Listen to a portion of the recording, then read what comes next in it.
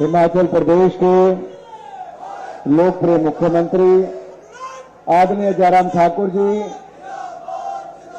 ग्रामीण विकास, पंचायती राज, कृषि एवं पशुपालन मंत्री आदरणीय वीरेंद्र कंवर जी,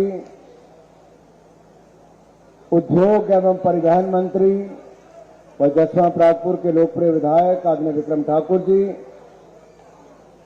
स्टेट इंडस्ट्रियल डेवलपमेंट कॉरपोरेशन के उपाध्यक्ष आदरणीय रामकुमार जी, हमारे पूर्व में प्रदेश अध्यक्ष रहे और वित्त आयोग के माननीय अध्यक्ष आदरणीय सतपाल सत्ती जी, चिंतपूर्णी के लोकप्रिय विधायक आदरणीय भाई बलबीर सिंह चौधरी जी, भारतीय जनता पार्टी के सम्माननीय जिलाध्यक्ष आदरणीय मनोहर लाल शर्मा जी,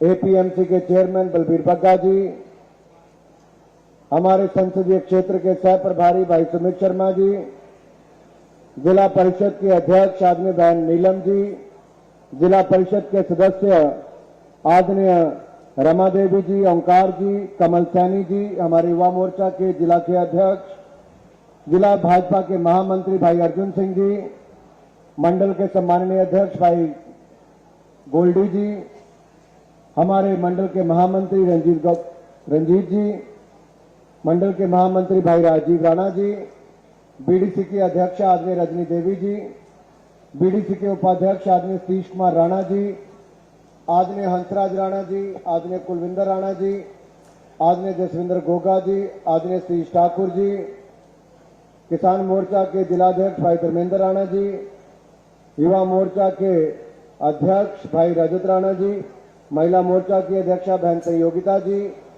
यहां पर उपस्थित चुने हुए सभी प्रतिनिधि, सभी अधिकारीगण, जिलाधीश महोदय, एसपी महोदय, सभी अधिकारी, आदर के योग्य मेरे भारतीय जनता पार्टी के सभी पदाधिकारीगण, उपस्थित सभी मातृशक्ति भाई और बहनों और मीडिया से आए हुए मेरे प्रिय मित्रों, मैं सबसे पहले तो हमीरपुर संसदीय क्षेत्र के हरोली विधानसभा क्षेत्र में हिमाचल प्रदेश के लोकप्रिय मुख्यमंत्री आदरणीय जयराम ठाकुर जी का आप सबकी ओर से और अपनी ओर से बहुत बहुत स्वागत और अभिनंदन करता हूं। भाई और बहनों, देश आजादी के 75 वर्ष मना रहा है, आजादी का अमृत महोत्सव मना रहा है और आजादी का अमृत महोत्सव मनाते समय प्रधानमंत्री मोदी जी ने देश की जनता से आग्रह किया कि जन भागीदारी से जन आंदोलन खड़ा करना है और ये अगले 25 वर्ष में, जब ये 25 वर्ष का सफर भारत तय करेगा, हम 75 साल से अगले 25 साल यानी कि 100 साल पूरा करते हिंदुस्तान को नई ऊंचाइयों तक ले जाने का काम करेंगे, सब इकट्ठे मिलकर करेंगे।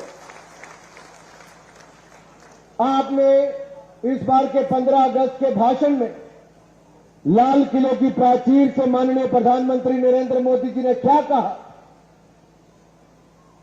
5 प्राणों की जब बात की, वो क्या ऐसे 5 प्राण हैं? पहला प्राण गुलामी की मानसिकता से मुक्ति पाना, और उसका सबसे बड़ा उदाहरण आपके सामने पेश किया।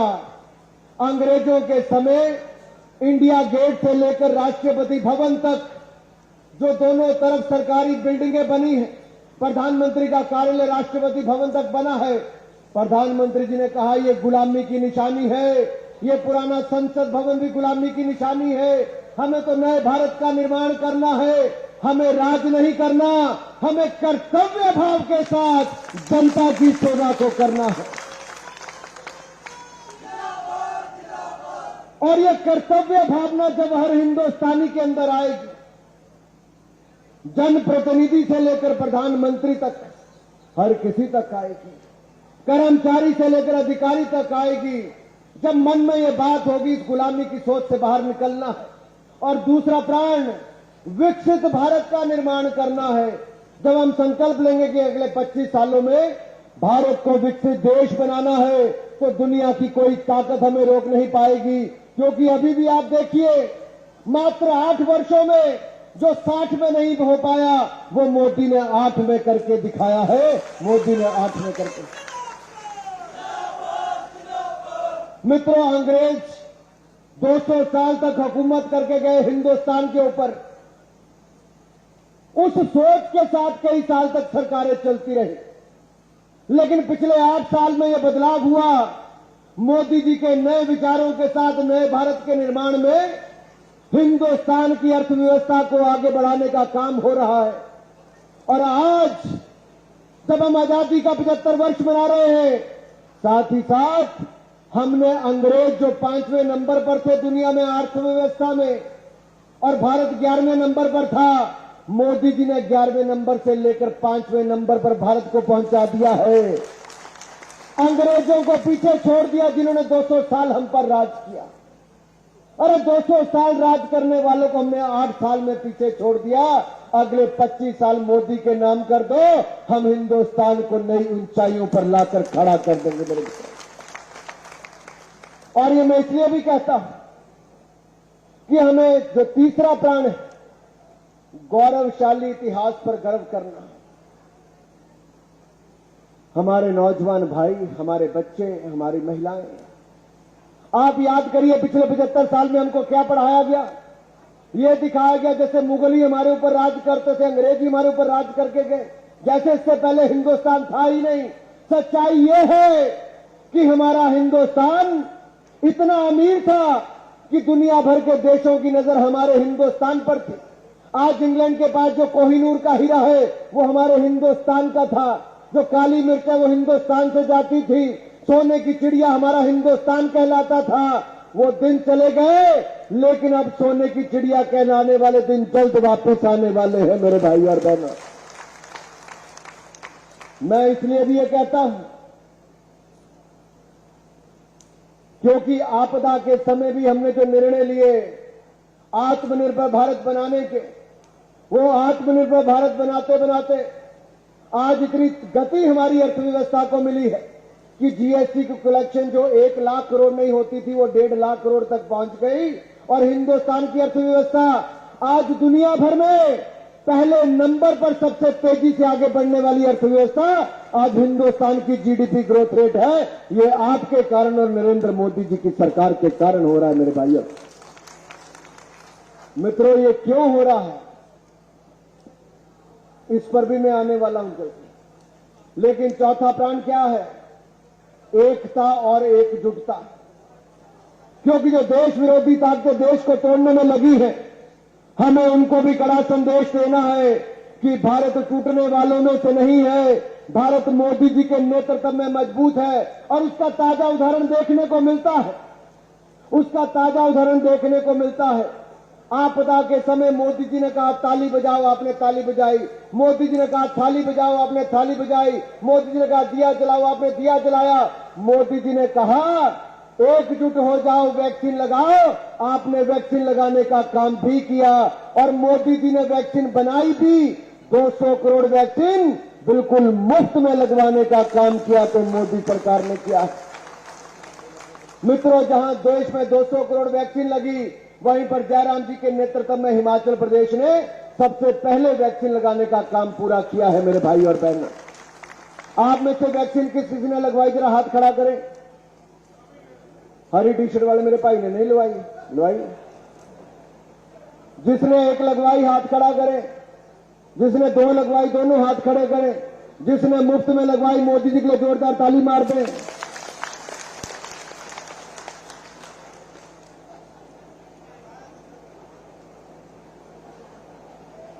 टीका लगे टाइम हो जाए ना भूल भी जाता बंदा।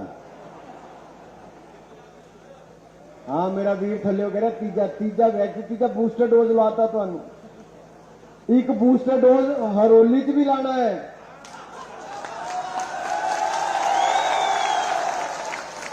एक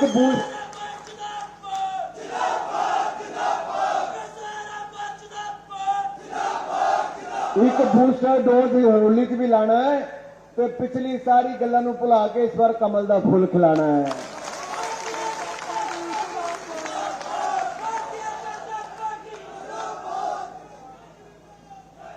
भाई और बहनों, ना हूं मैंने पंजाबी बोलने को मजबूर करना है। पंजवां प्राण की है, पंजवां प्राण है कि नागरिक अपने कर्तव्यों का पालन करें, केवल मांगने की बात ना करें, अधिकारों की बात ना करें, अपने जिम्मेदारी और अपने कर्तव्यों को निभाने का काम भी करें। और जब हम सब मिलकर ये ठान लेंगे कि अगले 25 वर्षों में अपने भारत को महान बनाना है, तो दुनिया की कोई ताकत हमें रोक नहीं पाएगी मेरे भाई और बहन। और अगर आपने 5 प्रण, आप मोदी जी के 5 प्रण इनको मंजूर करना चाहते हो, देश को महान बनाना चाहते हो, अपना योगदान देना चाहते हो, तो मेरे साथ बोलो भारत माता की, भारत माता की। इधरली लाइन वाले जो पिछले हैं ना, उन्होंने हाथ नहीं खड़े हुए, बाकी सारे दे हो गए। भारत माता की, भारत माता की, भारत माता की। क्योंकि 130 करोड़ हिंदुस्तानियों की जब ताकत साथ लगेगी तो दुनिया का कोई देश हमारा मुकाबला नहीं कर पाएगा। हम अपने प्रदेश को भी नंबर 1 बनाएंगे और देश को भी नंबर 1 बनाते जाएंगे मेरे भाई और बहन। भाइयों, 5 प्राणों के साथ साथ मैं ये भी कहना चाहता हूं, ये जो डबल इंजन की सरकार है ना, इसकी ताकत आपने देखी है। पिछले 5 वर्षों में कोई कमी नहीं छोड़ी। 200 करोड़ रुपए का IIIT हिमाचल प्रदेश में कहीं बना तो स्लो ऊना में बनाने का, हमने हरोली में बनाने का काम किया। बनाया कि नहीं बनाया? केंद्रीय विद्यालय भी अगर पूरे जिला ऊना में सबसे पहले कहीं पर बनाकर दे रहे हैं तो स्लो में बनाकर हरोली में बनाकर दे रहे हैं। यही नहीं मेरे भाई और बहनों, हमने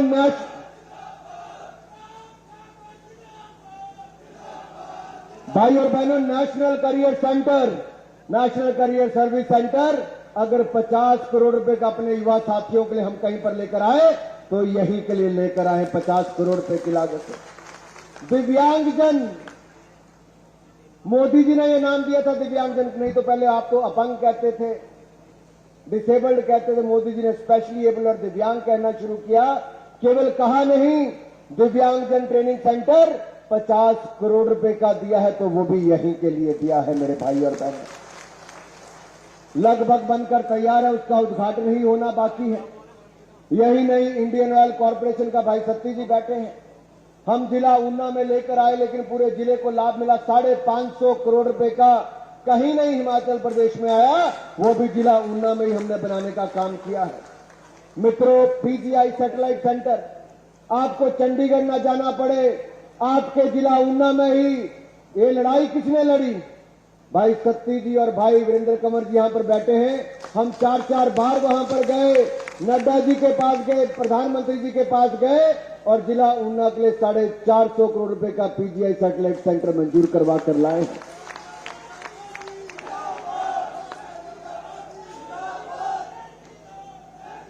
मित्रों, गैस पाइपों से आए, इसके लिए भी बड़ा प्रोजेक्ट धर्मेंद्र प्रधान जी उस समय पेट्रोलियम मिनिस्टर थे, कहीं किसी जिले में हमने शुरू कराया तो 250 करोड़ रुपए का जिला ऊना के लिए शुरू करवाया है। इसका इंडस्ट्री को भी लाभ मिलने वाला है। मदर एंड चाइल्ड अस्पताल भी जिला ऊना में 20 करोड़ रुपए के बनाने का काम हो रहा है। अब यही नहीं,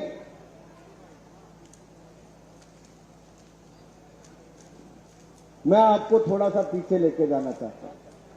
क्या है, समय की रफ्तार के साथ साथ हम पिछली बातें भूल जाते हैं कई बार। मैं बात 2002 की करूंगा, 20 साल पहले की, तब जाकर आपको पता चलेगा मैं क्या कहने वाला हूं। 1 दिसंबर 2002 अटल बिहारी वाजपेयी जी शिमला आए। मेरी शादी की हुई थी, उस दिन उसकी रिसेप्शन थी।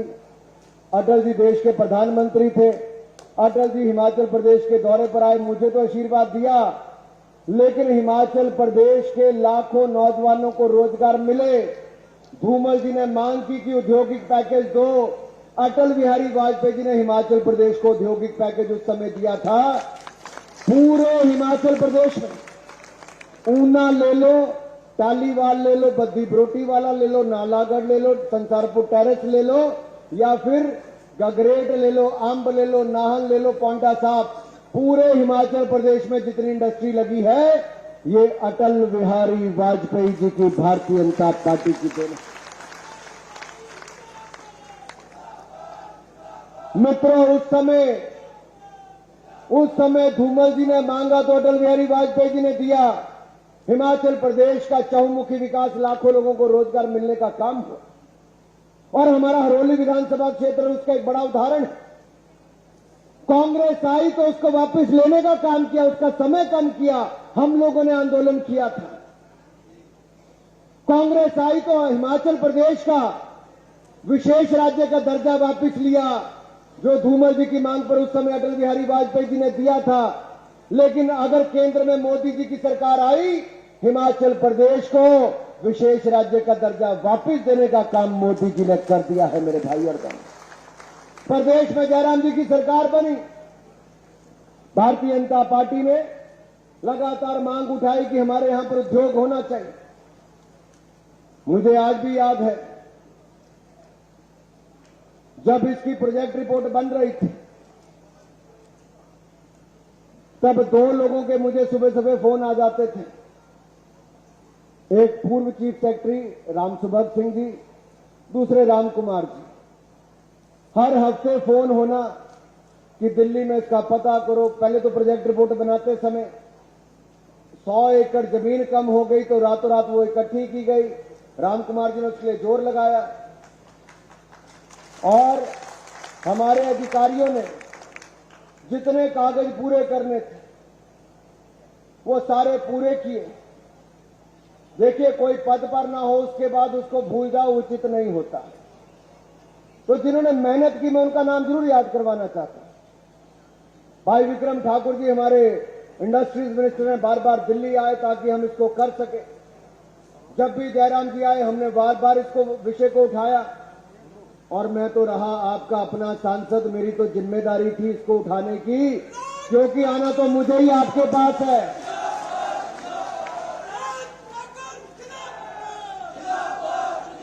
और मित्रों, केवल उठाया ही नहीं, डबल इंजन की सरकार में करके दिखाया। हम सब ने जितनी मर्जी मेहनत की हो उसका कोई मतलब नहीं। ये तो नरेंद्र मोदी जी हिमाचल प्रदेश को अपना दूसरा घर मानते हैं, इसलिए औद्योगिक ये अपने बैंक पार्क हिमाचल प्रदेश को देने का काम नरेंद्र मोदी जी ने किया। जोरदार तालियों के साथ देश के प्रधानमंत्री, अगर आप चाहते हो कि जिन मोदी जी ने हिमाचल प्रदेश को बल्ड्रग पार्क दिया है और मेडिकल डिवाइस पार्क दिया, जिसके कारण प्रत्यक्ष तौर पर 20,000 और अप्रत्यक्ष तौर पर 10,000 नौकरियां मिलेंगी। 1300 करोड़ का निवेश, 1300 करोड़ की मदद एक, यानी कि 1000 करोड़ केंद्र, 200 करोड़ प्रदेश, तो दूसरी और मेडिकल डिवाइस पार्क में भी लगभग 350 करोड़ रुपया खर्च होगा। कुल मिलाकर ये तो केवल सरकार का है, प्राइवेट खर्चा गिनेंगे तो लगभग 20,000 करोड़ रुपए का निवेश होगा। मैं निवेश को भी नहीं गिनता, मैं तो देखता हूं मेरे नौजवान को रोजगार कितना मिलेगा। अगर किसी उद्योग के आने से हिमाचल प्रदेश के कम से कम 30,000 युवाओं को रोजगार मिलने का अवसर होगा, तो मुझे लगता है इससे बड़ा काम पिछले कई सालों में नहीं हुआ। मोदी जी का धन्यवाद मैं करना चाहता हूं। बोले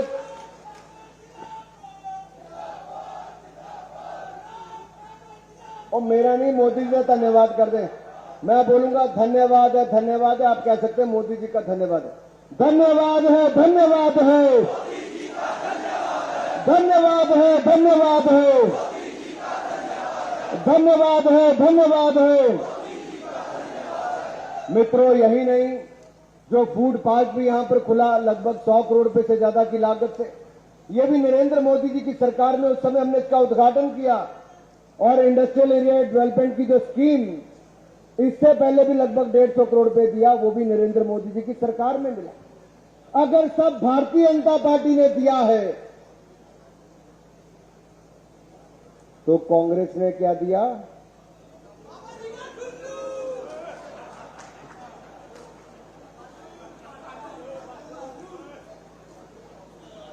तो इसलिए याद कराना चाहता हूं, जिन्होंने दिया कुछ नहीं, केवल विरोध किया है। जिन्होंने दिया कुछ नहीं, केवल विरोध किया, वो किसी चीज के हकदार नहीं है, क्योंकि इस पूरे क्षेत्र का विकास हुआ है तो डबल इंजन की सरकार भारतीय जनता पार्टी की सरकार के कारण हुआ है मेरे भाई और बहन।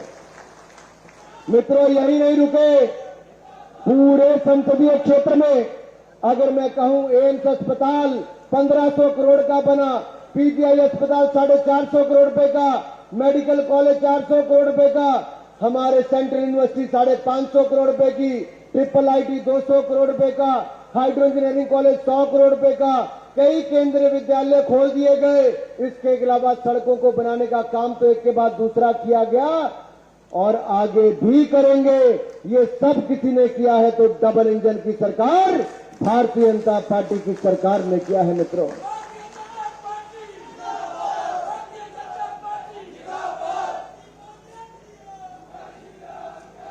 मैं समय ज्यादा नहीं लूंगा, लेकिन दो बातें करके अपनी बात को समाप्त करूंगा। हर घर तिरंगा अभियान मोदी जी ने छेड़ा। आज तक सभी घरों के ऊपर कभी इतने तिरंगे झंडे नहीं देखे गए होंगे। मोदी जी ने कहा हर घर तिरंगा फहरा दो, आजादी के 75 वर्ष मना लो। आप सबने घर घर तिरंगा फहराया, आप सबका मैं बहुत बहुत धन्यवाद करना चाहता हूं। इसलिए भी करना चाहता हूं कि हिमाचल प्रदेश देवभूमि के साथ वीर भूमि भी है और वीर भूमि से संदेश जाना चाहिए कि हिमाचल से ही पहले परमवीर चक्र विजेता मेजर सोमनाथ शर्मा हुए। कारगिल के युद्ध में 4 परमवीर चक्र विजेता हुए, उनमें से 2 कैप्टन विक्रम बत्रा और राइफलमैन संजय कुमार हमारे ही हिमाचल प्रदेश से हुए, हमारे ही हिमाचल। इसलिए हमें गर्व होना चाहिए। देश के लिए बलिदान देने की बात आती तो हिमाचल के लोग सबसे आगे आते हैं। योगदान देने की बात आएगी तब भी हम सबसे आगे होंगे। आइए इकट्ठे मिलकर हिमाचल और देश को आगे बढ़ाएं और हम फिर एक बार देश को महान बनाएं। आपने शानदार कार्यक्रम ये किया। सभी अधिकारियों का, सभी कार्यकर्ताओं का, सभी नेताओं का मैं दिल की गहराइयों से बहुत बहुत धन्यवाद करता हूं और एक बात का विश्वास दिलाना चाहता हूं, जहां केंद्र में मोदी जी ने 12 करोड़ रसोई गैस के सिलेंडर दिए, हिमाचल की बहनों को भी मिले, तो जयराम जी ने भी रसोई गैस के सिलेंडर 3 लाख बहनों को चूल्हा देने का काम किया। आयुष्मान भारत योजना के माध्यम से 60 करोड़ लोगों को 5-5 लाख का इलाज मुफ्त में मोदी सरकार ने 60 करोड़ लोगों को दिया, तो जयराम जी ने भी जो बाकी बचे थे उनको हिमकेयर योजना में 5-5 लाख का इलाज मुफ्त में दिया। गरीबों के ऊपर हर घर बिजली, हर घर शौचालय, गरीब को पक्का मकान बनाकर देना, बैंक खाता खोल कर देना, रसोई गैस का सिलेंडर देना, अब हर घर को नल से स्वच्छ जल देने का काम भी डबल इंजन की सरकार भारतीय जनता पार्टी की सरकार ने किया है। हम रुकेंगे नहीं, थकेंगे नहीं, आगे बढ़ते जाएंगे, सेवा करते जाएंगे। अगर बूस्टर डोज भी लगाया, वैक्सीन भी लगाई, तो 80 करोड़ हिंदुस्तानियों को 28 महीने तक 5-5 किलो अनाज बिल्कुल मुफ्त में देने का काम किया तो नरेंद्र मोदी जी की सरकार ने किया।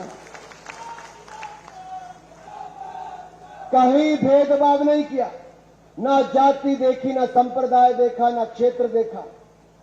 भेदभाव से ऊपर उठकर सबका साथ, सबका विकास, सबका विश्वास, इसी मूल मंत्र के साथ काम किया है तो नरेंद्र मोदी जी की सरकार ने और जयराम ठाकुर जी की सरकार ने काम किया है। मेरे भाई और बहनों, हम आगे भी एकजुट होकर पूरी ताकत के साथ दोनों सरकारें प्रदेश और केंद्र की काम करेंगी और हरोली से लेकर हिमाचल प्रदेश का चहुमुखी विकास करेंगी।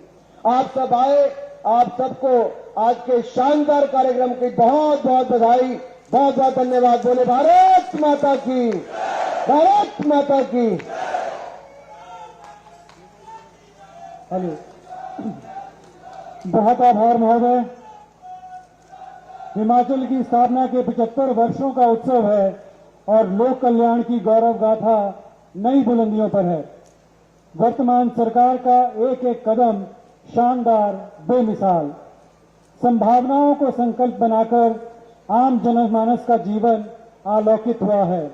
सादर आग्रह माननीय मुख्यमंत्री श्री जयराम ठाकुर जी से आशीर्वाद के लिए हम सबकी अखंड ऊर्जा के स्रोत माननीय मुख्यमंत्री श्री जयराम ठाकुर जी जोरदार तालियों के साथ स्वागत करें।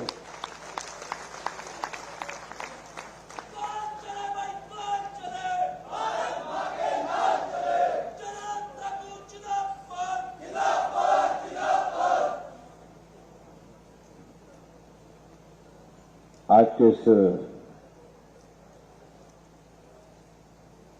बहुत ही ऐतिहासिक कार्यक्रम जो हम हिमाचल प्रदेश के 75 वर्ष गठन के पूर्ण होने पर हरोली विधानसभा क्षेत्र में यहां आयोजित कर रहे हैं। हमारे इस कार्यक्रम में मंच पर हमारे साथ हिमाचल प्रदेश सरकार के लिए जो केंद्र से सदैव सहयोग करते रहते हैं और हिमाचल की आवाज को दिल्ली में बहुत जोरदार ढंग से उठाते हैं, ऐसे हमारे केंद्रीय सूचना एवं प्रसारण मंत्री, जिनके पास युवा सेवाएं और खेल का महकमा भी है, छोटे भाई अनुराग ठाकुर जी। हिमाचल प्रदेश सरकार में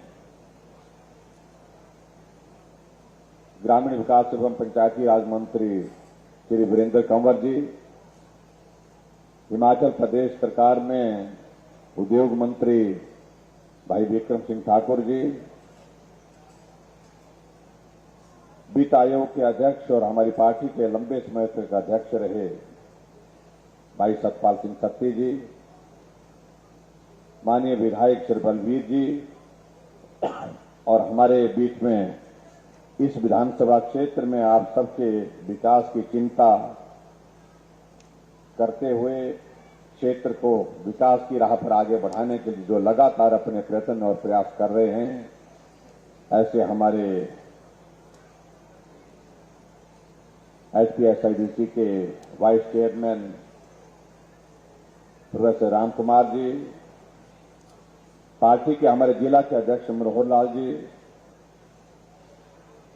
महिला मोर्चा की अध्यक्षा प्रमीला जी, जिला परिषद की अध्यक्षा नीलम जी, मंडल के अध्यक्ष श्री गुलविंदर गोल्डी जी,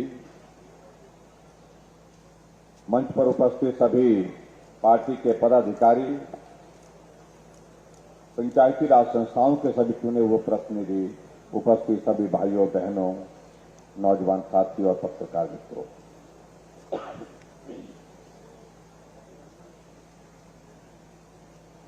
आज हरोली विधानसभा क्षेत्र में एक बार फिर से आप सबके बीच में आना हुआ है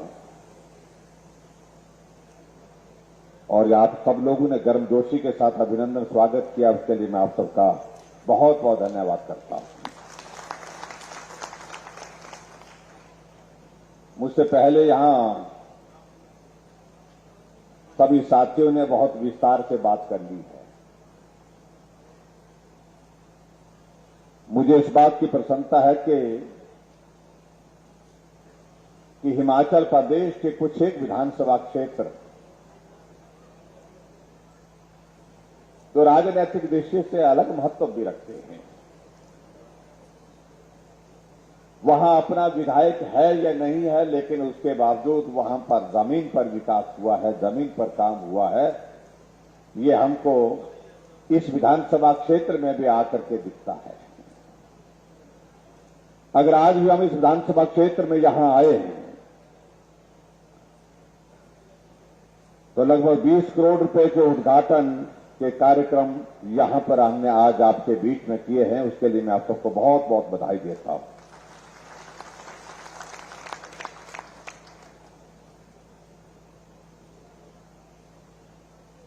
आज के इस कार्यक्रम के सिलसिले में मुझसे पहले हमारे साथियों ने कहा कि यह कार्यक्रम अलग तरह का कार्यक्रम है, हिमाचल प्रदेश के गठन के 75 वर्ष पूर्ण हुए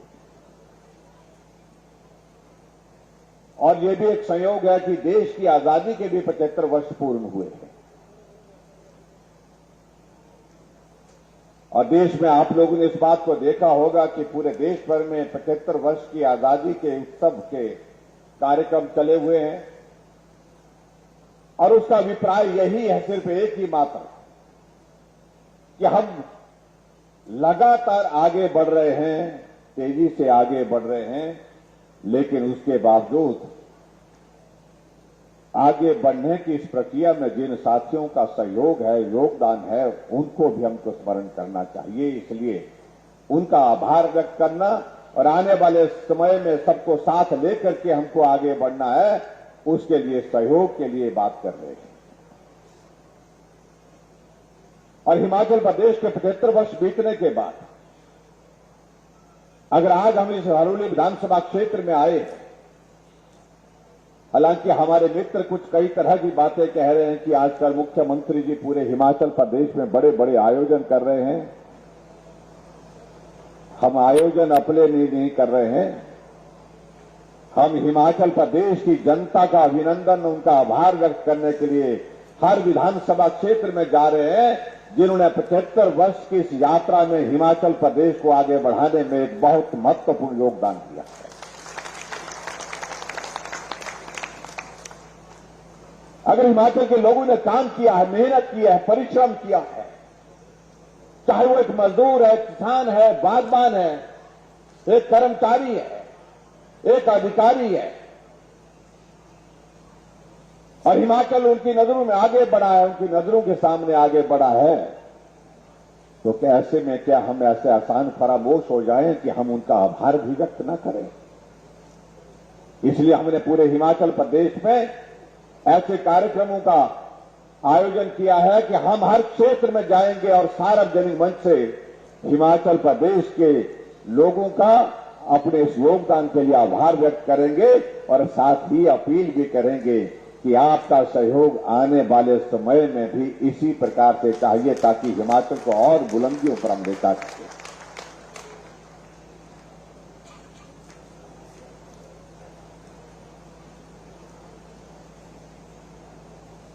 और मुझे इस बात की खुशी है कि हिमाचल आगे बढ़ा है, लगातार आगे बढ़ा है,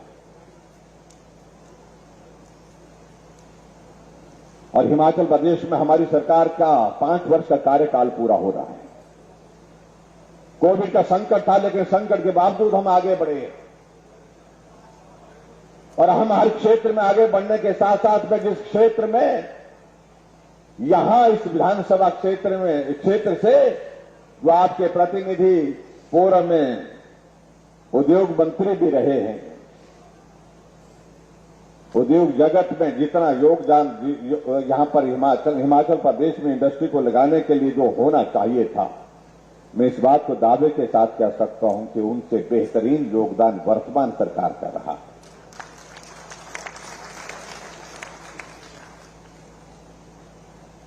भाई विक्रम जी यहां पर कह रहे थे अपनी बात को, ये कहा जाता था कि हिमाचल प्रदेश में इंडस्ट्री लाना बहुत मुश्किल है, अगर आ गई तो उसको चलाना बहुत मुश्किल है। लेकिन भाई और बहनों, आपने इस बात को भी देखा होगा कि अगर हिमाचल प्रदेश में इंडस्ट्री सेक्टर को प्रमोट करने के लिए अगर काम किया तो पहला काम हमारे देश के पूर्व में प्रधानमंत्री रहे श्री अटल बिहारी वाजपेयी जी ने पैकेज दिया। बद्दी में, नालागढ़ में फार्मा का काम शुरू हुआ और आज भारत का नहीं एशिया का number 1 pharma hub Himachal Pradesh में है, वो बद्दी और धोतीवाला में है, नालागढ़ में। वो तभी संभव हुआ जब उन्होंने कहा कि हिमाचल के लिए पैकेज देना पड़ेगा, हिमाचल के लिए विशेष मदद करनी पड़ेगी, तब जाकर के हिमाचल के लिए इंडस्ट्री जा सकती है। और उन्हें इंडस्ट्रियल पैकेज दिया हिमाचल प्रदेश के लिए, उसकी वजह से संभव हो पाया। और उसके पश्चात अगर देश के अगर कोई दूसरे प्रधानमंत्री है जिन्होंने कहा कि हिमाचल प्रदेश में भी उद्योग की संभावना है, इसके लिए आगे बढ़कर के हमको काम करना चाहिए, तो वो नाम देश के यशस्वी प्रधानमंत्री नरेंद्र भाई मोदी जी है। जब हिमाचल प्रदेश में हमारी सरकार बनने के बाद हमने एक काम की शुरुआत की थी, हमने कहा कि प्राइवेट सेक्टर का इन्वेस्टमेंट हिमाचल में आना चाहिए। लोगों ने कहा कि बहुत कठिन है, बहुत मुश्किल है, बड़े बड़े लोगों ने कोशिश की, लेकिन उसमें सफलता हासिल नहीं हुई। और ये बड़े बड़े शब्द का मैं एक बार नहीं अनेक बार कई लोगों के मुंह से उच्चारण सुन चुका हूं। ये बड़े बड़े लोग क्या होते हैं? लोग तो लोग होते हैं, आदमी तो आदमी होता है, एक बराबर होता है, एक जैसा होता है। लेकिन ये कहा जाता रहा कि बड़े बड़े लोग नहीं कर पाए हैं, इसलिए आप देख लीजिए, सोच लीजिए करना है कि नहीं करना। हमने कहा कि बड़े लोग होंगे, लेकिन उसके बावजूद कुछ काम छोटे लोगों को भी करने चाहिए। हमने इन्वेस्टर मीट धर्मशाला में की। देश के यशस्वी प्रधानमंत्री नरेंद्र मोदी जी हिमाचल आए और हिमाचल आकर के उद्योगपतियों से उन्होंने कहा कि आइए हिमाचल आइए, ये हिमाचल मेरा अपना घर है, आप हिमाचल आकर के यहां पर इन्वेस्ट करिए, अपना काम करिए, हिमाचल को भी आगे बढ़ने में योगदान दीजिए और आप भी आगे बढ़ेंगे। मेरी ओर से आप सबको शुभकामनाएं। इस बात को लेकर के प्रधानमंत्री जी ने आग्रह किया और हमें इस बात की खुशी है कि उस ग्लोबल इन्वेस्टर मीट के बाद 1 महीने के अंदर हिमाचल प्रदेश के अंदर 13,500 करोड़ रुपए की ग्राउंड ब्रेकिंग की हमारे गृह मंत्री अमित शाह जी ने। एक शुरुआत हुई, हौसला बढ़ा हमारा। हालांकि उसके बाद कोविड का संकट आ गया, उस कोविड के संकट के कारण सारे काम हमारे प्रभावित हुए, लेकिन हमने काम छोड़ा नहीं। हमने ईज ऑफ डूइंग बिजनेस में हिमाचल प्रदेश को आगे बढ़ाने के लिए काम किया।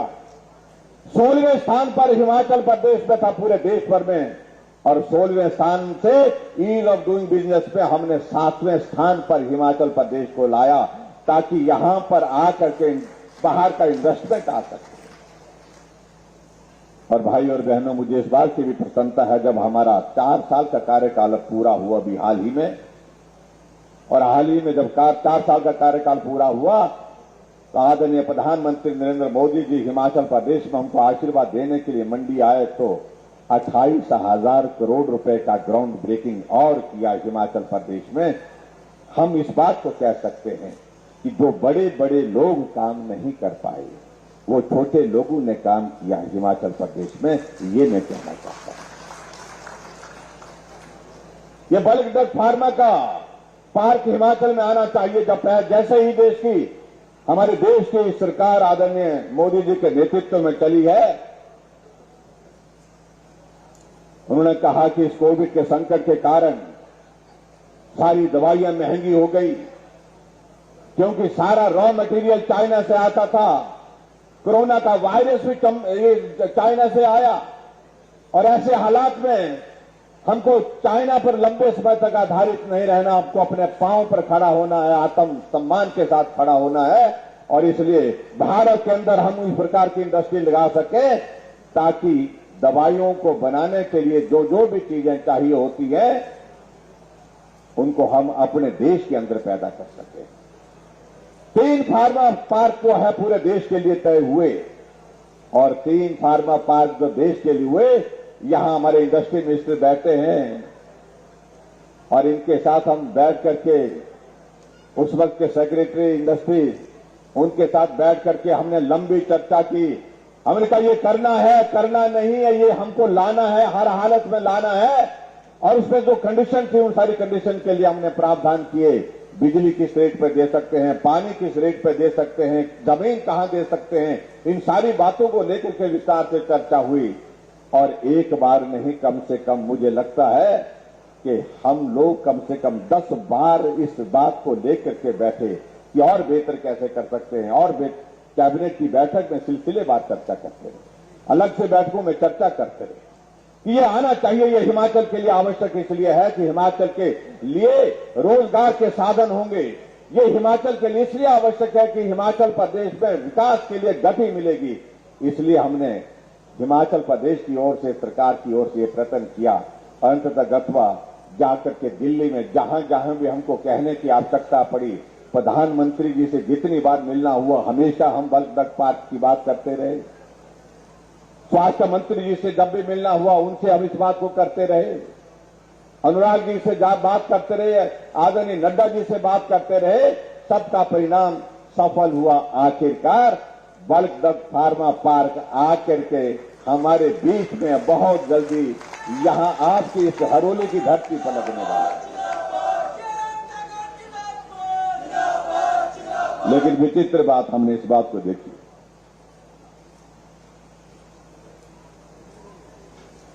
कि इस विधानसभा क्षेत्र में कुछ लोगों ने इसका भी विरोध किया।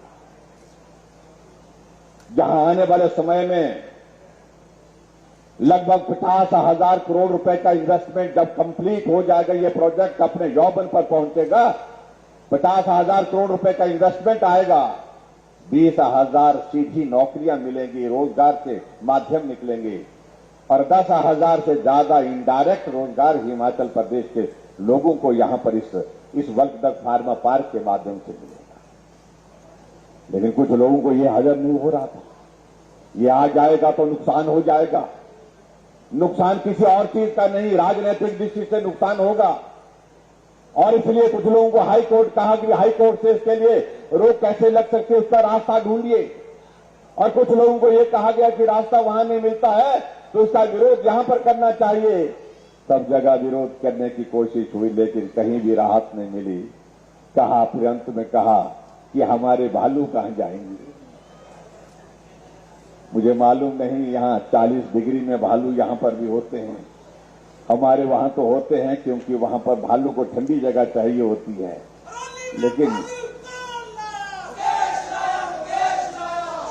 लेकिन है भी, अगर उनकी सुरक्षा का जिम्मा हम लेते हैं भाई, आप चिंता मत करिए। हम उनकी भी रक्षा करेंगे, उनकी भी सुरक्षा करेंगे, उनके लिए कुछ भी करना पड़े वो करेंगे। लेकिन कम से कम इस पार्क का विरोध मत करिए। ये एक ऐतिहासिक घटना है, एक ऐतिहासिक एक प्रोजेक्ट है जिसको हरोली की धरती पर खड़ा होने का अवसर प्राप्त हो रहा है। आने वाली जनरेशन, आने वाली पीढ़ी इस बात को देखेगी जब इस पार्क के लिए सारा संघर्ष चल रहा था, ये होना चाहिए, कौन लोग थे जिन्होंने इसका समर्थन नहीं किया। इसलिए भाई और बहनों, ये इतिहास का हिस्सा रहेगा। इस बारे में सिर्फ मैं इतना ही कहना चाहता हूं। बाकी बातें तो हमारे साथियों ने यहां पर बहुत सारी कह दी। यहां आप लोग बड़ी संख्या में आज के इस कार्यक्रम में बैठे हैं। तो हमारे कुछ मित्र कह रहे हैं कि आजकल मुख्यमंत्री जी निकले हैं, तंबू लगा रहे हैं हर जगह और तंबू लगा करके बड़े बड़े कार्यक्रम कर रहे हैं, लोगों को ला रहे हैं, बुला रहे हैं। भाई हमारा तंबू लगा हुआ है, आपका उखड़ गया तो हम उसमें क्या करें। और इनका तंबू तो यहां भी उखड़ा पड़ा हुआ है, दिल्ली में भी उखड़ा पड़ा है। आने वाले समय में ये 20 साल 50 साल तक मुझे नहीं लगता है कि जमीन पर खड़ा हो पाएगा।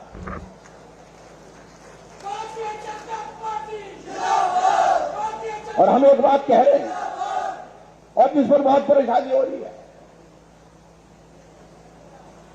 हमने कहा कि हम तो रिवाज बदलेंगे भाई। तो कहने लगे ये रिवाज बदलने की बात, कौन से रिवाज बदलने की बात हो रही है। रिवाज बदलना तो अच्छी बात नहीं। हमने कहा कुछ रिवाज अच्छे होते हैं, उनको कायम रखना चाहिए, उनको मजबूत करना चाहिए। लेकिन कुछ एक रिवाज ऐसे होते हैं जिसमें समाज का भला नहीं हो, काम का भला नहीं हो, देश का भला नहीं, उनको बदलना भी चाहिए। और मैंने कहा ये रिवाज बदलने की बात मैं यहां सिर्फ हिमाचल में मैं कह रहा हूं, अभी कह रहा हूं, इसी वक्त कह रहा हूं, आज नहीं कह रहा हूं। रिवाज बदलने की बात मैं इसलिए कह रहा हूं कि पूरे देश में रिवाज बदल गया। अभी आपने देखा होगा जिन राज्यों में चुनाव हुए, रिवाज बदल गया। भाजपा की सरकारें थी, फिर भाजपा की सरकारें बन गई, रिवाज बदल गया। योगी जी फिर से यहां पर 37 वर्षों के बाद हूं, उत्तराखंड में 5 वर्षों के बाद कोई सरकार फिर से सत्ता में आई है तो योगी जी आए हैं, रिवाज बदला। योगी जी थे, योगी जी आए। और उसी तरह उत्तराखंड में जब से उत्तराखंड बना, हर 5 वर्ष के बाद सरकार बदल जाती थी, लेकिन अब की बार रिवाज बदला। धामी जी थे, धामी जी फिर आ गए। और यही यहां गोवा में हुआ, यही मणिपुर में हुआ, और हमारे पड़ोसी राज्य जो हरियाणा है उसमें भी यही हुआ। मनोहर लाल जी 2014 से 2019 तक, 19 के बाद फिर सत्ता में दूसरी बार है। तो पूरे देश में अगर रिवाज बदल गया तो हिमाचल में क्यों नहीं बदलना चाहिए। हिमाचल प्रदेश भी बदलेगा, निश्चित रूप से बदलेगा, ये हम कहना चाहते हैं। आजकल गारंटी देने लगे हैं और बड़ा विचित्र लग रहा है। हमारे कुछ मित्रों को ऐसा लगता है कि वो पहल करें, दूसरा बोलता है कि इसने क्यों बोल दिया पहले तो मुझे बोलना था। एक दिन खबर आई अखबार में, हमने महिलाओं के लिए आने जाने का किराया आधा कर दिया। हमने कहा आबादी का आधा हिस्सा महिलाएं हैं तो इसलिए आने जाने का किराया भी आधा कर देंगे। हमने कर दिया। तो हमें तो ये कहा गया कि भाई मुफ्तखोर बना दिया महिलाओं को। लेकिन मैं ये कहना चाहता हूं कि इस तरह के शब्दों का इस्तेमाल करेंगे तो वो सम्मानजनक स्थिति नहीं होती है। लेकिन अभी गारंटी दे रहे हैं कि हमारी सरकार आएगी तो हम 18 साल के ऊपर सभी महिलाओं को जो है 60 साल तक जितनी भी महिलाएं हैं उनको 1500 रुपए महीने का देंगे। एक स्टेटमेंट दी एक नेता ने, और दूसरे नेता ने कहा कि ये कांग्रेस की संस्कृति नहीं है, कांग्रेस बहुत जिम्मेवार पार्टी है, जितनी चादर है उतना पांव फैलाओ, cut your coat according to your cloth, इस तरह से कहा गया जो संभव नहीं है। और लेकिन मैं जिस तरह इस बात को लेकर के देखने को मिला, जब फिर यहां पर हिमाचल प्रदेश के एक प्रभारी मुख्यमंत्री छत्तीसगढ़ के यहां आए, उनके ऊपर इस तरह का दबाव डाला गया कि नहीं ये कहना है, कह दिया है इसलिए बोलना है। इनके प्रभारी महोदय जी ने कहा कि शायद जो हमें जानकारी मिली कि ये कहना चाहिए, अब कह दिया, इससे पीछे नहीं हटना चाहिए। और उन्होंने कहा दिया कि हम हिमाचल प्रदेश में ये करेंगे 18 साल से ऊपर की बेटियों के लिए महिलाओं को 60 साल तक जो है वो 1500 रुपए देंगे। लेकिन एक प्रश्न पूछता हूं, छत्तीसगढ़ के मुख्यमंत्री महोदय जी, क्या आप अपने प्रदेश में वो दे रहे हैं क्या? आप दूसरे प्रदेश में आकर के कह करके लोगों को गुमराह करने की कोशिश तो कर रहे हैं। क्या छत्तीसगढ़ में लागू हो रहा है? क्या गहलोत जी राजस्थान में दे रहे हैं?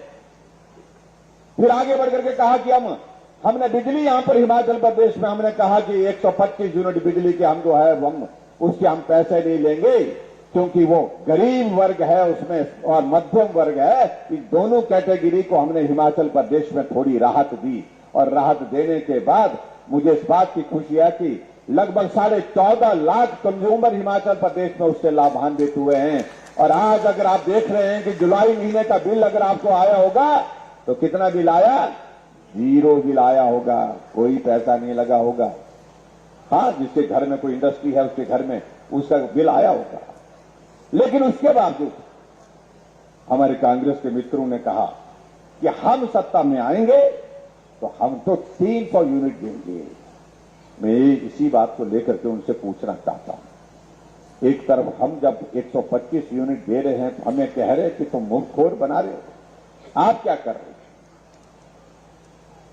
और लेकिन दूसरी बात, मैं इसी बात को लेकर के बड़ी हास्यास्पद स्थिति में देखता हूं, गारंटी वो दे रहे हैं जिनकी अपनी गारंटी नहीं है।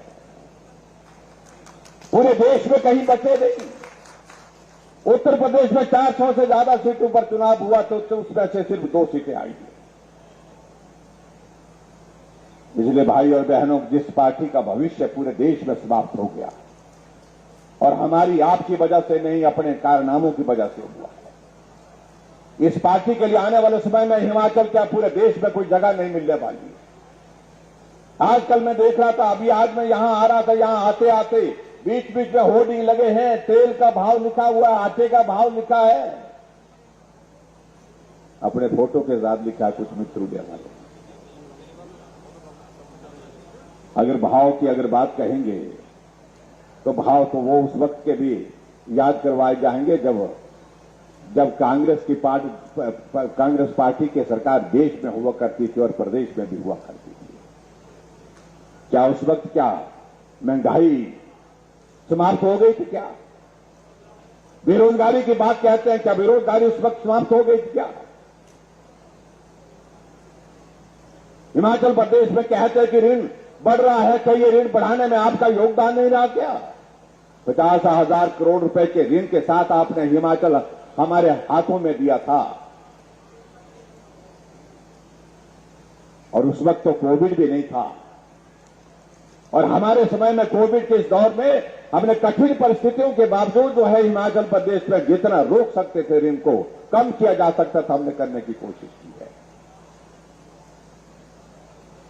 तो भाई और बहनों, बहुत लंबी जाएंगी बातें, उन सारी बातों को लेकर के मैं कहूं वो ज्यादा उचित नहीं है। मैं समझता हूं कि हमें तो सिर्फ आप लोगों से एक निवेदन करना है, और वो निवेदन इस बात के लिए करना है, आओ जहां हिमाचल एक तरफ चल पड़ा है कि नरेंद्र भाई मोदी जी के साथ खड़ा होना है, मोदी जी को, आदरणीय मोदी जी को हमने मजबूत करना है, उनको ताकत देनी है।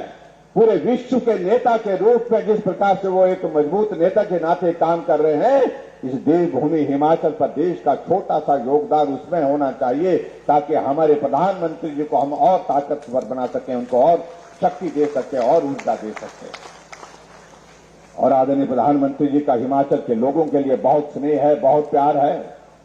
8 साल का कार्यकाल पूरा हुआ तो हिमाचल के रिज के मैदान में प्रधानमंत्री जी आकर के पूरे देश को संबोधित करते हैं, लेकिन शिमला के रिज के मैदान में जाने से पहले माल रोड में गाड़ी से उतर करके एक कोने से दूसरे कोने तक पैदल जाते हैं। ये हिमाचल मेरा अपना, ये मेरा माल रोड, जहां मैं घूमता था, साथियों के साथ अपने मिलता था, बात करता था, ये भाव हमारे देश के प्रधानमंत्री। 5 साल के कार्यकाल में हिमाचल प्रदेश में 7 बार प्रधानमंत्री जी का आना हुआ।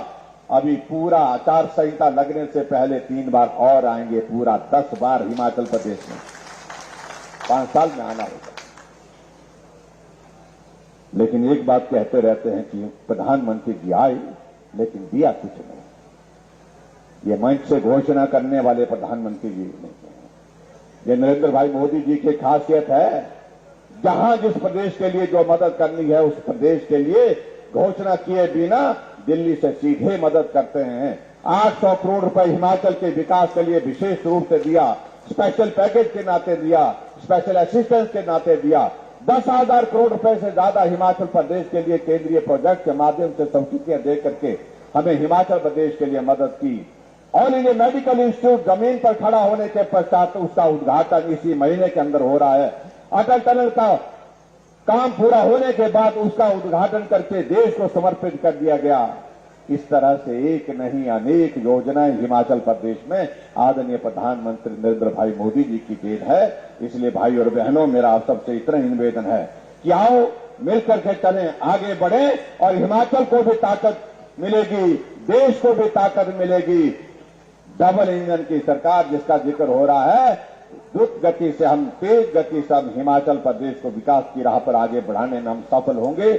और कोविड के संकट में सभी भाई बहनों ने जो हमारी मदद की है, हमारी सहायता की है, हमको सहयोग दिया है, उसके लिए मैं सभी हरोली वासियों का यहां आज के इस कार्यक्रम में अभिनंदन करता हूं, आप सबका धन्यवाद करता हूं। और हिमाचल प्रदेश की इस यात्रा में, 75 वर्ष की इस यात्रा में आप सबका जो योगदान रहा है उसको हम कभी भूल नहीं सकते हैं। और यहां हरोली में आकर के हम आप सबका धन्यवाद करने के लिए आए हैं और आपसे अपील करने भी आए हैं कि आने वाले समय में भी आप सबका सहयोग इसी प्रकार से रहेगा।